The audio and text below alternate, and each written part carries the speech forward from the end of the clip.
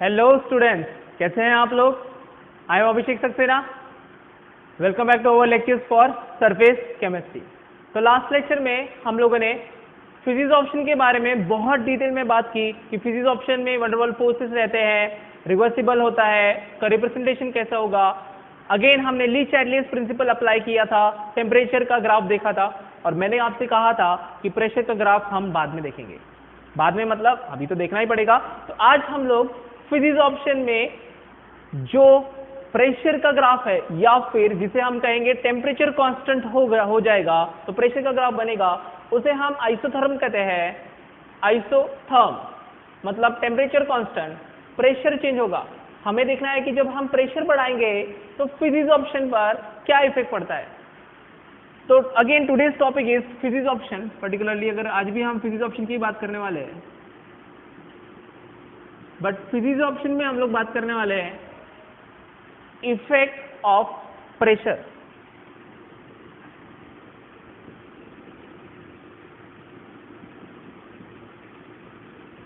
Effect of pressure में बात करने से पहले फिर से मैं एक बार फिजिक्स ऑप्शन का रिप्रेजेंटेशन लिख देता हूं ताकि आपको याद आ जाए कि कैसा रिप्रेजेंटेशन हमने कल लिखा था। इसका रिप्रेजेंटेशन आएगा एब्जॉर्बेट प्लस एब्जॉर्बेंट, जब फॉरवर्ड डायरेक्शन और रिवर्स डायरेक्शन दोनों डायरेक्शन में आएगा। रिवर्सिबल है इसलिए यहां पर आएगा absorbent bond with absorbent. Clear? कोई डाउट है यहां पर? ये कल हमने देखा था लास्ट लेक्चर में। फॉरवर्ड प्रोसेस को हम एब्जॉर्प्शन कहते हैं, रिवर्स प्रोसेस को हम डी एब्जॉर्प्शन कहते हैं। फॉरवर्ड प्रोसेस को हम कंडेंसेशन कहते हैं, रिवर्स प्रोसेस को हम इवापोरेशन कहते हैं। क्लियर? तो इसको भी मैं लिख लेता हूं कंडेंसेशन इवापोरेशन, ताकि आप ध्यान में रखें। This one is condensation and this is evaporation. वापस से अब हमें देखना है effect of pressure on physics option. उसके लिए आपको x बाय m का मतलब पता होना चाहिए। तो x बाय m का मतलब मैंने वैसे तो लास्ट लेक्चर में बताया था, फिर से मैं बता रहा हूं कि अगर हमारे पास क्लोज सिस्टम है, यहां पर मेरे पास सॉलिड पार्टिकल सॉलिड ले लिया है मैंने कोई जो कि एब्जॉर्बेट है, तो इसका मास फिक्स होगा। This is m is mass of absorbent या एब्जॉर्बेंट, जैसे कि सॉल्वेंट था जो एब्जॉर्ब करने वाला है। ये सॉलिड अपने ऊपर वाटर ड्रॉपलेट एब्जॉर्ब करने वाला है, इसलिए इसका मास हमने ले लिया m, जो कि नॉर्मली कांस्टेंट होगा। ओके, अब हम ले लेते हैं यहां पर गैस के पार्टिकल है, इसमें से कुछ पार्टिकल यहां पर एब्जॉर्ब हो जाएंगे। तो वो जो एब्जॉर्ब पार्टिकल हो गए उसे हम x लेंगे, वो हो जाएगा मास ऑफ एब्जॉर्बेट एब्जॉर्ब। नहीं तो आप बोलोगे सर जो गैस का मास है वो लेंगे क्या? वो नहीं लेंगे, जो सरफेस पे, ओनली एट सरफेस, जो सरफेस पे होगा उसकी ही हम बात कर रहे हैं। मतलब जो एब्जॉर्बेट सरफेस पर एब्जॉर्ब हो गए हैं वो पार्टिकल, वो मास x हो जाएगा। तो mass of absorbent and this m, small m हो गया हमारा मास ऑफ एब्जॉर्बेंट। क्लियर? क्यों बताया मैंने ये? क्योंकि मास ऑफ एब्जॉर्बेंट चेंज नहीं होगा। जैसे कि मैंने आपको लास्ट लेक्चर में भी कहा था कि अगर हमारे पास क्लोज सिस्टम है, मैंने यहाँ पर सॉलिड पार्टिकल रख दिया, सॉलिड रख दिया, जैसे सिंपल मेरे पास वाटर बॉटल है वो मैंने रख दिया, तो वाटर बॉटल का मास चेंज नहीं होगा। उसके ऊपर ठंडी की वजह से, अगर ठंडी पानी की बॉटल है, कोल्ड वाटर बॉटल है, कोल्ड वाटर है वाटर बॉटल के अंदर, तो क्या होगा, वाटर ड्रॉपलेट एयर से उस बॉटल के ऊपर एब्जॉर्ब हो जाएंगे और बॉटल के ऊपर वाटर ड्रॉपलेट दिखेंगे।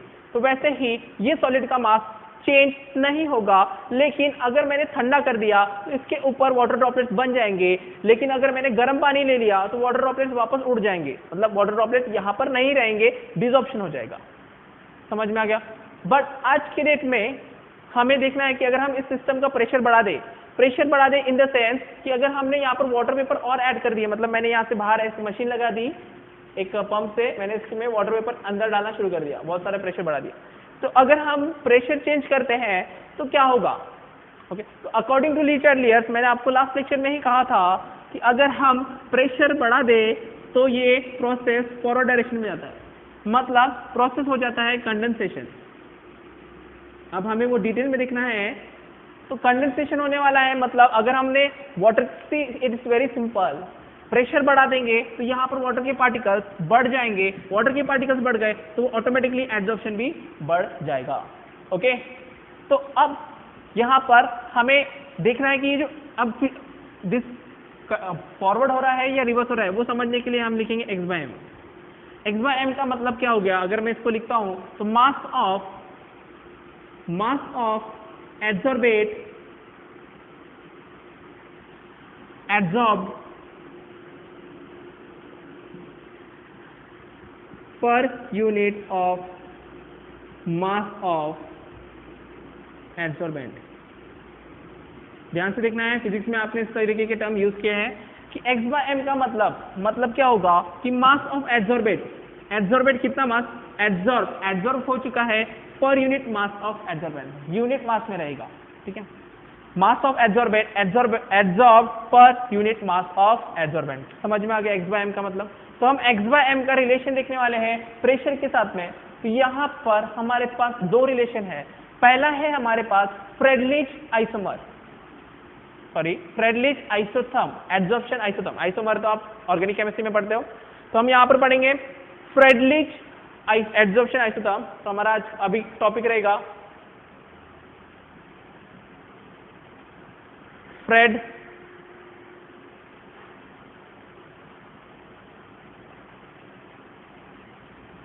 फ्रेडलिच एब्जॉर्प्शन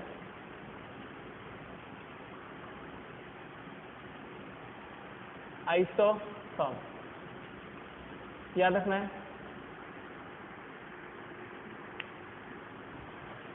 तो मैं इस पॉइंट को मिटा देता हूं ताकि हम फ्रेडलिच एब्जॉर्प्शन आइसोथर्म पर पूरे डिटेल में बात करें। ये इक्वेशन भी आप ध्यान में रखेंगे कि किस तरीके से हम रिप्रेजेंट कर रहे हैं। तो ये मैं मिटा रहा हूं, इसे आप नोट डाउन करें अच्छे से। इसको टॉपिक तो हमारा इफेक्ट ऑफ प्रेशर ही रहेगा, लेकिन इसमें हमारे पास दो इफेक्ट है। पहला है फ्रेडलिच एब्जॉर्प्शन आइसोथर्म, ये फ्रेडलिच ने दिया था इसलिए फ्रेडलिच एब्जॉर्प्शन आइसोथर्म हो गया। आइसोथर्म का मतलब मैंने कल आपसे कहा था कि आइसोथर्म का मतलब होगा टेम्परेचर इज कांस्टेंट,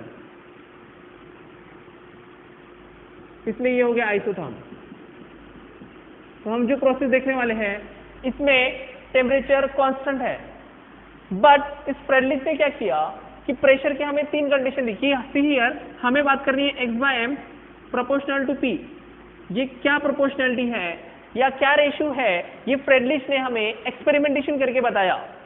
ओके, तो हमारे पास में तीन वैल्यूज फ्रेडलिच ने दी। सबसे पहला उसने कहा कि if pressure is low at that point x/m is directly proportional to p। मतलब जब प्रेशर लो होगा तो रेट ऑफ एब्जॉर्प्शन या फिर मास ऑफ एब्जॉर्प्शन, जो रेट ऑफ एब्जॉर्प्शन बोलो या फिर एब्जॉर्प्शन बोलो, ये डिपेंड करेगा प्रेशर पर, वो भी डायरेक्टली प्रोपोर्शनल। तो मैं यहाँ पर इसका ग्राफ भी साइमल्टेनियसली बता देता हूँ आपको। अगेन हम इसको और भी डिटेल में देखेंगे। पहला मैं जनरली आपको ग्राफ बता रहा हूँ। पहली कंडीशन कि ये है हमारा दिस इज x/m। यहाँ पर हमारा फिजिक्स ऑप्शन दिख रहा है हमें कि अगर x/m की वैल्यू बढ़ गई, x/m वैल्यू बढ़ गई, इसका मतलब फिजिक्स ऑप्शन x/m की वैल्यू अगर बढ़ जाती है मतलब x की वैल्यू बढ़ जाती है, x की वैल्यू बढ़ गई मतलब एब्जॉर्ब पार्टिकल की वैल्यू बढ़ गई, मास ऑफ एब्जॉर्बेट इंक्रीज। तो मास ऑफ एब्जॉर्ब इंक्रीज मतलब फिजिक्स ऑप्शन बढ़ गया।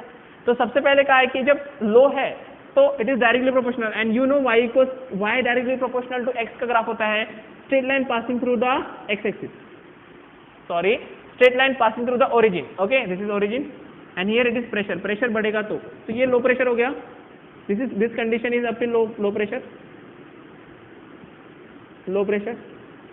पहला पॉइंट हो गया।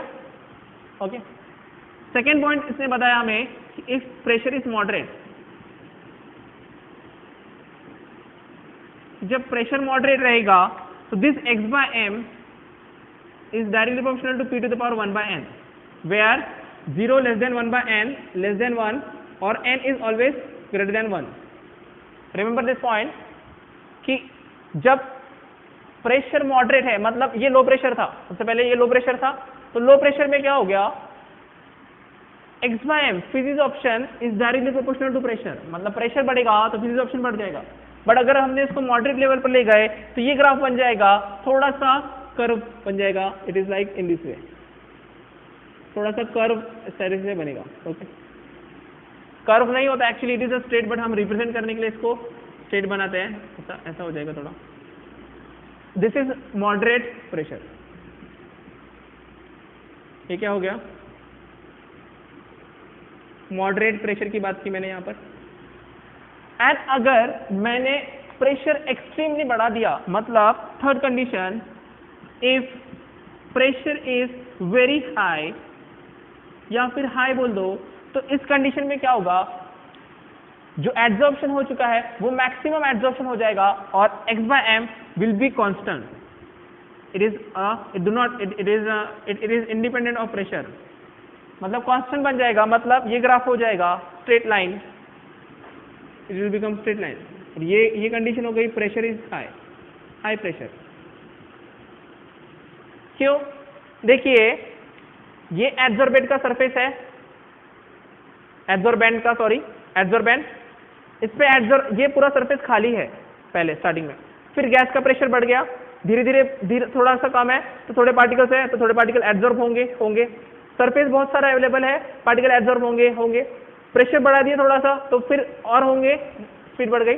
बट अगर एट दिस पॉइंट एक मैक्सिमम लिमिट आएगा कि इसका सरफेस पूरा पैक हो जाएगा, सरफेस पूरा पैक हो गया और मैंने प्रेशर बढ़ा दिया, तो क्या होगा, क्या इसमें और पार्टिकल्स आ सकते हैं, नहीं आ सकते, इसमें एब्जॉर्प्शन की जगह नहीं बचेगी, इसलिए वो मैक्सिमम एब्जॉर्प्शन हो जाएगा, इसीलिए हम इसको सैचुरेशन एब्जॉर्प्शन बोलते हैं, या x/m saturation. This point is x/m saturation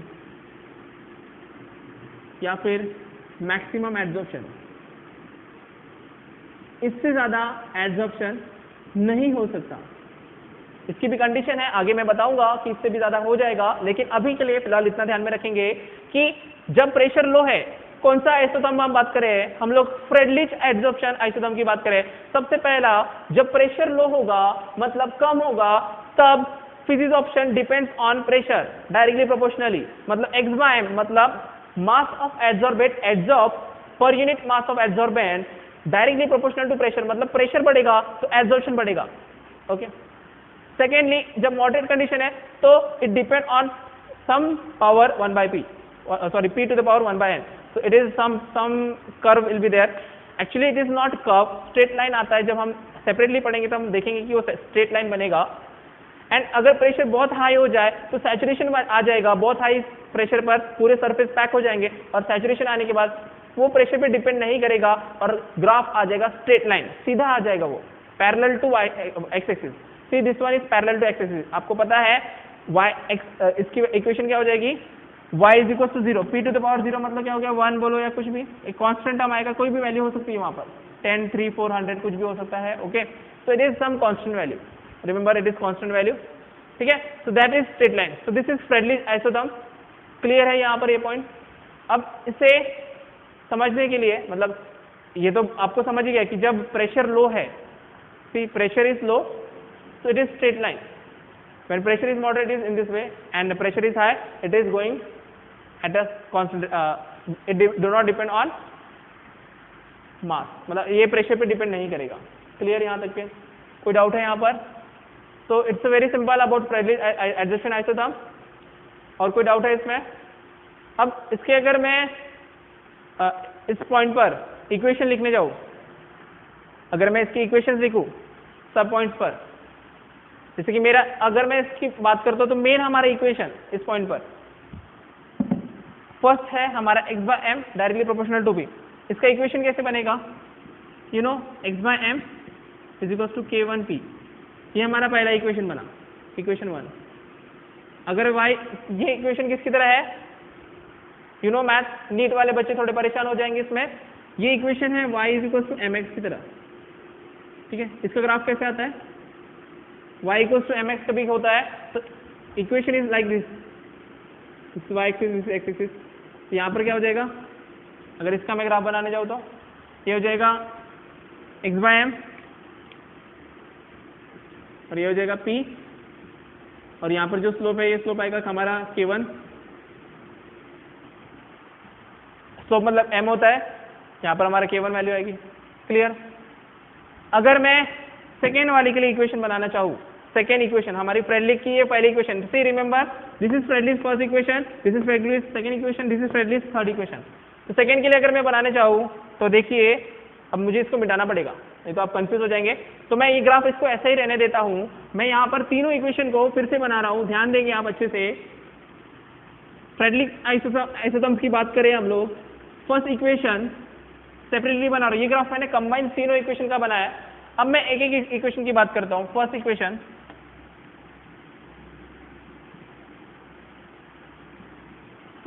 में physisorption directly proportional to pressure, मतलब प्रेशर बढ़ेगा तो एड्सॉर्प्शन बढ़ेगा। इसका मतलब ही अगर मैं प्रोपोर्शनलिटी को इक्वल टू में बदलना चाहूँ तो मुझे वहां पर एक कांस्टेंट मल्टीप्लाई करना पड़ता है। तो x/m is equal to K1P। Okay, अब अगर इसको ध्यान से देखेंगे तो ये एक इक्वेशन हो रही है y is equal to mx। इसका ग्राफ इस तरीके से होता है, y एक्सिस में y, x एक्सिस में x, and this is straight line passing through the origin, and इसका स्लोप होता है m। अगर मैं इसी इक्वेशन को ड्रॉ करूं, इस इक्वेशन को अगर मैं ग्राफ में प्लॉट करूं, ड्रॉ मतलब प्लॉट करना है बेटा, ड्रॉ मतलब हम यहाँ पे ड्राइंग क्लास नहीं देख रहे हैं, बट याद रखना ये जो ग्राफ्स है बहुत ही इंपॉर्टेंट है आपके नीट और जेडब्ल्यू के क्वेश्चंस के लिए। आपको कोई भी ग्राफ दिया जाएगा, उसमें कुछ पॉइंट दे सकता है, स्लोप पूछा जा सकता है, इक्वेशन दे सकता है, कुछ भी पूछा जा सकता है। तो नीट वाले बच्चे थोड़ा ध्यान देंगे, क्योंकि जेडब्ल्यू वाले बच्चों ने मैथ्स में इक्वेशन सॉल्व किए हैं बहुत सारे, बट आपने सॉल्व नहीं किए, इसलिए आप इसको ध्यान में रखेंगे। ये नॉर्मल फॉर्म है इक्वेशन का। तो अगर मैं इसको ड्रॉ करूँ, आप फिजिक्स में देखते हैं, फिर भी आप रिवाइज कर लेंगे एक बार, नीट जेडब्ल्यू वाले बच्चे से थोड़ी हेल्प ले लो, या फिर अगर आपको कोई डाउट होता है तो आप कमेंट में मुझे बता देंगे। यहाँ पर y एक्सिस में आएगा x/m, यहाँ पर हमारा आएगा p, और ये this is the straight line जो मैंने ये वाला कर्व बनाया। ये कौन सी कंडीशन है? First equation, low pressure. ये वाला जो ग्राफ है इतना इतना यहाँ पर बनाया, इसका स्लोप क्या होगा? K1। तीनों स्लोप कैसे निकालते हैं? y2 - y1 upon x2 - x1। फिलहाल यहाँ पर इंपॉर्टेंट नहीं है, तो यहाँ पर अगर हम स्लोप निकालेंगे तो वही होगा y2 - y1 upon x2 - x1। ये हो गई पहला इक्वेशन। क्लियर है? मतलब ये जो पार्ट था, ये वाला जो पार्ट है वो मैंने यहाँ पर बनाया। समझ गया सबको? क्या बताया मैंने यहाँ पर? First equation, when the pressure is low, rate of physisorption x/m will denote us the rate of physisorption, मतलब रेट ऑफ फॉरवर्ड डायरेक्शन, मतलब x/m डिनोट कर रहा है हमें। तो rate of physisorption is directly proportional to pressure, मतलब equal to K1P। वो equation है y इक्वल टू mx के फॉर्म में। y और x को इस तरीके से प्लॉट करेंगे तो straight line passing through origin आएगा, y एक्सिस पर x/m, x एक्सिस पर प्रेशर, और स्लोप हमारा आएगा K1, जो कि हमारा ये जो छोटा सा पार्ट मैंने बनाया था वो ही सेम पार्ट मैंने यहाँ पर बड़ा करके बनाया है। कोई डिफिकल्टी? कोई डिफिकल्टी हो तो आप कमेंट करके मुझे बता देंगे। Okay, next one, second equation, जो कि मॉडरेट कंडीशन के लिए है और मैक्सिमम क्वेश्चन उस पर आते हैं, क्योंकि वो दिखने में डरावनी है लेकिन बहुत ही प्यारी है। याद रखना है, दिखने में डरावनी है बेटा, जेडब्ल्यू वालों को नहीं लग रही होगी, नीट वालों को थोड़ी डरावनी लगेगी। सेकेंड इक्वेशन,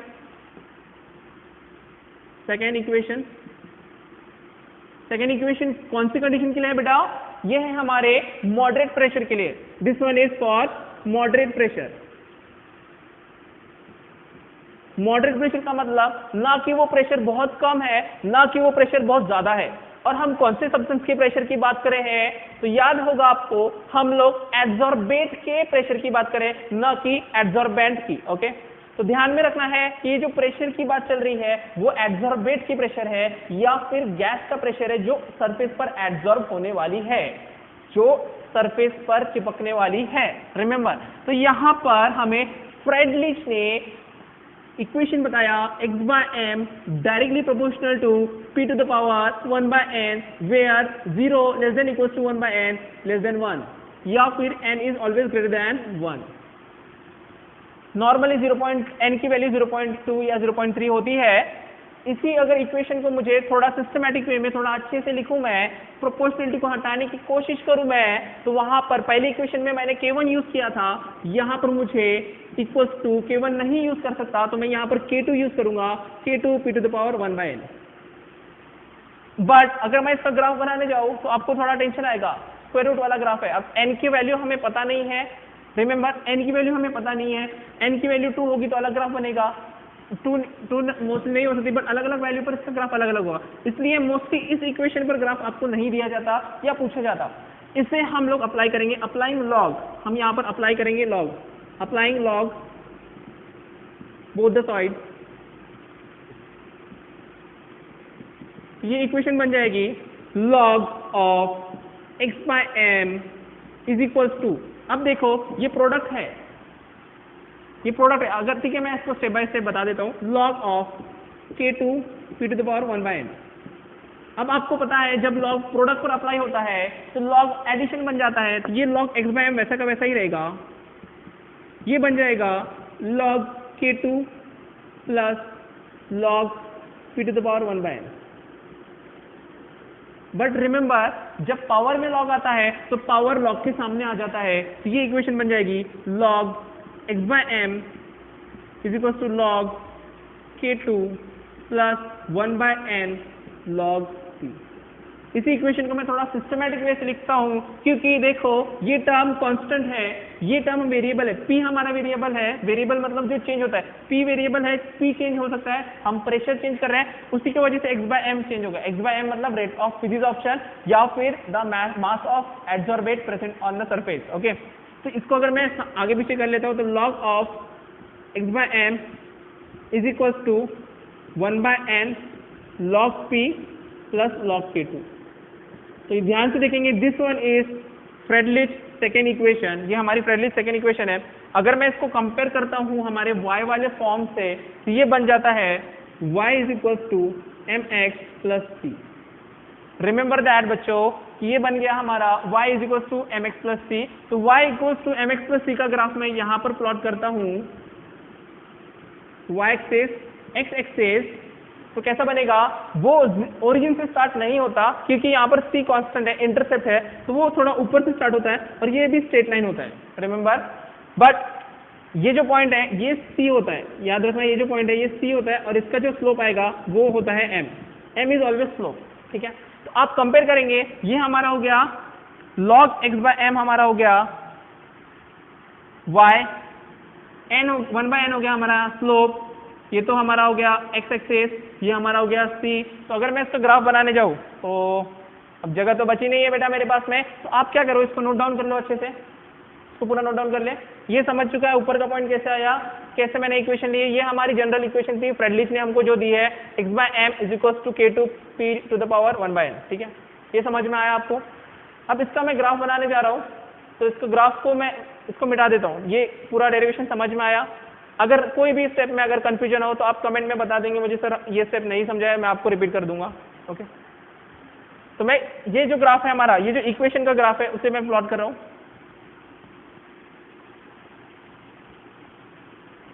ध्यान देंगे कौन सा ग्राफ बनने वाला है अभी हमारा, ये जो बीच का मॉडरेट वाला जो ग्राफ हमने बनाया था वो वाला ग्राफ मैं यहाँ पर बनाने जा रहा हूँ। तो अगर मैं y एक्सिस की बात करूँ तो यहाँ पे मैं लूंगा log x by m और यहाँ पे मैं लूंगा log p।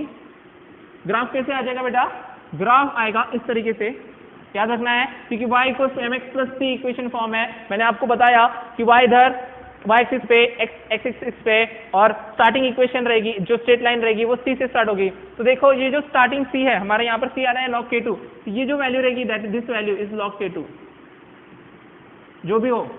ओके, और हमारा स्लोप जो आने वाला है वो 1 by n, देखो यहाँ पे बताया 1 by n इज m। तो इन दिस वे इक्वेशन आएगी। तो यहाँ पर हमने लॉग का ये जो हमारा ग्राफ है ये लॉग का ग्राफ नहीं है, ये नॉर्मल x by m का ग्राफ है, इसलिए मैंने ऐसा बनाया। अगर हम log x by m का ग्राफ बनाएंगे तो ये स्ट्रेट लाइन बनेगा। समझ में आ गया, ये हो गई हमारी सेकेंड इक्वेशन। क्लियर है, हमने बहुत ही सिंपल तरीके से देखा कि सेकेंड इक्वेशन कैसे ग्राफ बन रही है। तो मैं इसको मिटा देता हूँ, आप इसको सिस्टमैटिक वे से लिखते चलिए और इसको रिवाइज करेंगे तभी आएगा, क्योंकि इस पॉइंट पर देखो यहाँ ये इक्वेशन में आपको कुछ भी वैल्यू दे सकता है या ग्राफ दे सकता है, ग्राफ देकर आपको वैल्यू पूछ सकता है। तो आपको ये क्वेश्चन, इस पर बहुत सारे क्वेश्चन पूछे जाते हैं। अब थर्ड पार्ट पर चलते हैं हम लोग। ये कौन सा हो गया हमारा मॉडरेट प्रेशर। अब हम लोग बात करते हैं हाई प्रेशर की। तो हाई प्रेशर में तो कुछ होना ही नहीं है, एक्चुअल में देखो कांस्टेंट हो जाता है। हाई प्रेशर में क्या हो जाएगा? तो थर्ड इक्वेशन किसकी इक्वेशन है बेटा? किसके? मेरे केमिस्ट्री के, सरफेस केमिस्ट्री के नहीं, फ्रेडलिक एड्सॉर्प्शन आइसोटर्म के एट हाई प्रेशर।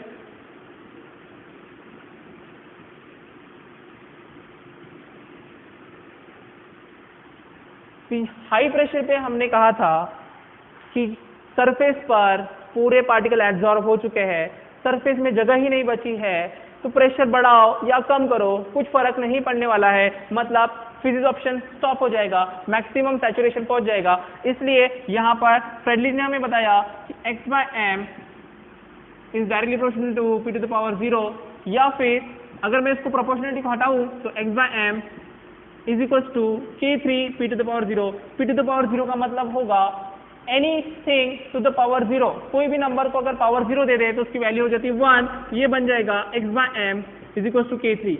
k3 का मतलब कांस्टेंट, k3 का मतलब कांस्टेंट, तो ये इक्वेशन बन जाएगी y is equals to any constant, y is equals to any constant a। तो y equals to any constant a का ग्राफ कैसे बनेगा बेटा? This is y axis, this is x axis, तो ग्राफ बनेगा इस तरीके से, और ये पॉइंट रहेगा a, रिमेंबर दैट, ये पॉइंट a रहेगा और a पर स्ट्रेट लाइन बनेगी। तो अगर मैं इसी इक्वेशन को अगर बनाने जाऊं तो y एक्सिस पर x/m मतलब फिजियोप्शन, रेट ऑफ फिजियोप्शन, और यहाँ पर आ जाएगा प्रेशर। प्रेशर तो चेंज हो ही नहीं रहा है, सिर्फ k3 हो रहा है, तो this one is straight line जो कि हमने यहाँ पर बनाया स्ट्रेट लाइन, और ये जो पॉइंट रहेगा this is k3।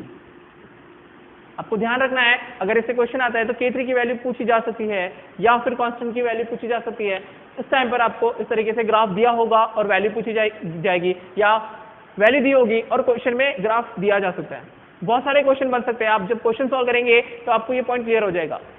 But main important thing कि बेसिक कॉन्सेप्ट आपके पूरे क्लियर होने चाहिए कि फ्रेडलिक आइसोटर्म ने या फ्रेडलिक एड्सॉर्प्शन आइसोटर्म बेसिकली ये फिजियोप्शन पर ही एप्लीकेबल है, बाकी किसी पर एप्लीकेबल नहीं है, केमियोप्शन पर एप्लीकेबल नहीं होता। ओके, देन 3 इक्वेशन दिए, 3 कंडीशन दिए।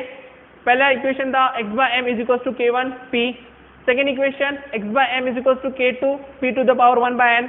अब थर्ड इक्वेशन बन गया x/m k3। 3 इक्वेशन बन गए, बने कि नहीं बने, और 3 कंडीशन, ये सब हमारा दिमाग खराब करते हैं। इसलिए फ्रेडलिक के बाद हमारे पास एक और आइसोटर्म है लैंगमुइर आइसोटर्म, वो हम नेक्स्ट क्लास में डिस्कस करेंगे। बट मैंने कहा था आपसे कि फिजियोप्शन मल्टीलेयर होती है, तो देखना कि पहले जब प्रेशर लो था तब वो डायरेक्टली प्रोपोर्शनल था, फिर मॉडरेट हुआ तो थोड़ा सा इंक्रीज हुआ, और हाई प्रेशर होने पर वो कांस्टेंट हो गया।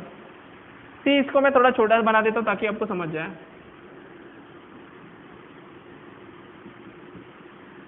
जब लो प्रेशर था तो स्ट्रेट लाइन बनी थी, थोड़ा सा कर्व आ गया था और सैचुरेशन आ गया, ओके, हाई प्रेशर पे।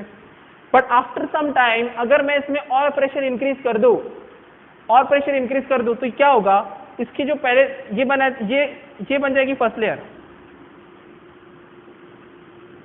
हमने कहा था फिजियोप्शन इज मल्टीलेयर, तो ये बन जाएगा फर्स्ट लेयर, और अगर मैंने और एब्जॉर्प्शन और प्रेशर बढ़ा दिया तो थोड़ी देर के बाद क्या होगा, यही ग्राफ सेम फिर से बनेगा, यहां पर आ जाएगा सेकेंड लेयर।